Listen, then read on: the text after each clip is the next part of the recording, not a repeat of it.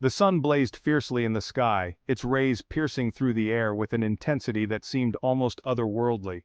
It cast long, dark shadows across the playground, creating a stark contrast between light and dark. A young boy named Phaethon listened intently to his friends as they boasted about their fathers, each tale more grandiose than the last.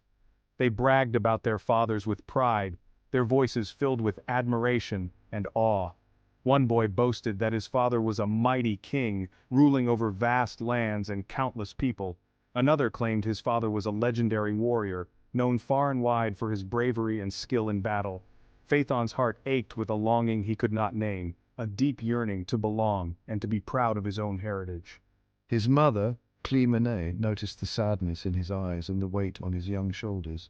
She drew him close, her voice soft and soothing, as she tried to comfort him.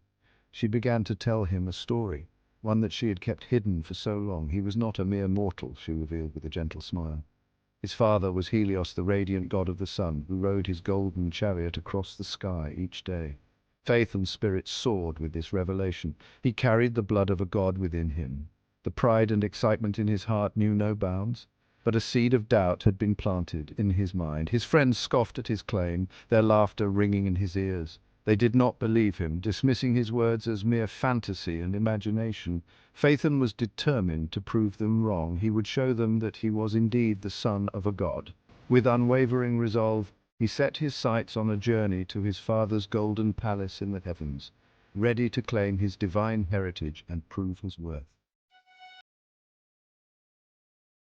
Phaethon's journey was long and arduous. He embarked on this quest with a heart full of determination and a mind set on proving his worth. He crossed vast oceans and towering mountains, each step a testament to his unwavering resolve. The journey tested his endurance and spirit. He braved scorching deserts and treacherous storms, facing the elements with courage. The harsh conditions only fueled his desire to succeed. Finally, after what seemed like an eternity, he arrived at the edge of the world. The mythical destination was a sight to behold, a place where legends were born. There, bathed in the golden light of dawn, stood Helios's grand palace. The majestic structure shimmered with an ethereal glow, a beacon of divine power. Helios, radiant and powerful, greeted his son. He was hesitant, however, sensing the weight of Phaethon's request. He sensed Phaethon's burning ambition, a fire that mirrored his own. The young man's eyes were filled with a fierce determination. It reminded him of his own fiery nature, both awe-inspiring and destructive. The power of the sun was not to be taken lightly. Helios warned his son of the dangers of pride. He spoke of the responsibilities and perils that came with such immense power. He urged him to be content with his mortal life, to find joy in the simpler things. The life of a god was fraught with challenges. But Phaethon refused to be swayed. His heart was set on proving himself, on showing the world his divine heritage. He demanded proof of his lineage, a sign that he was truly the son of Helios. His voice was filled with a mix of desperation and determination. He begged his father to grant him a single wish. The plea was heartfelt, a son's earnest request to his divine father. Let him drive the chariot of the sun across the sky for just one day, he pleaded. It was a bold request, one that carried great risk. Helios, bound by his word, reluctantly agreed. The decision weighed heavily on him, knowing the potential consequences of such a wish.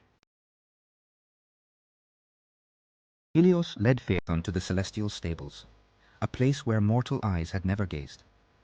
There, the horses of the sun, fiery and untamed, snorted and pawed the ground, their eyes blazing with an inner fire.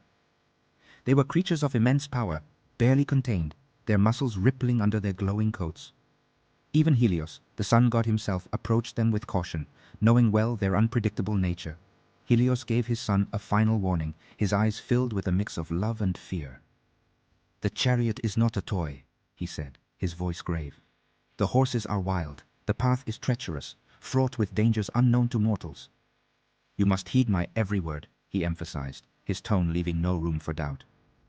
Phaethon, blinded by ambition and the desire to prove himself, barely listened to his father's warnings.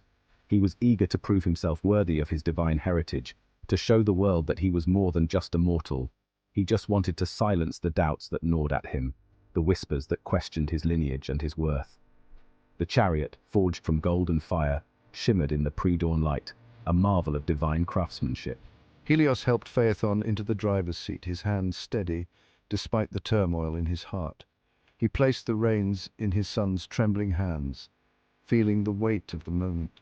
Helios watched, a knot of apprehension in his stomach as Phaethon urged the horses forward, his heart heavy with worry.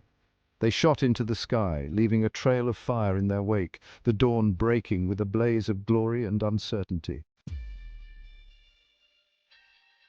At first, the ride was exhilarating. The world stretched beneath Phaethon. He felt like a god, just as he had always dreamed. But the chariot was difficult to control. The horses, sensing his inexperience, began to veer off course. The earth below felt the effects. Forests burned, rivers ran dry, cities crumbled under the intense heat. Phaethon, overwhelmed by the chaos he had unleashed, cried out in terror. He tugged at the reins, but the horses were too strong. The other gods watched in horror as Phaethon's chariot scorched the earth. Gaia, the earth, cried out in pain. She pleaded with Zeus, the king of the gods, to intervene. If this continues, she warned, all life on earth will perish. Zeus knew he had to act. He hurled a lightning bolt at the runaway chariot. The bolt struck true, shattering the chariot and sending Phaethon plummeting back to earth. Phaethon fell from the sky like a shooting star. His screams echoed across the heavens as he plunged towards the earth. The heat from his burning body scorched the land below. The rivers boiled, the mountains cracked. The impact of his fall shook the world. The earth trembled. The seas roiled. The very fabric of existence seemed to unravel. The once vibrant planet was now scarred and broken. Phaethon landed with a deafening crash in the river Eridanus. The waters hissed and steamed, instantly turning to vapor upon contact with his burning body. His fall marked the end of his reckless ambition. It was a stark reminder of the limits of mortal reach. Helios wept for his son. He shrouded the world in darkness, his grief a tangible presence.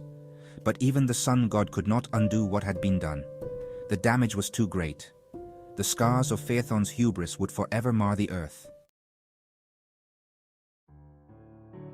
The myth of Phaethon is a cautionary tale.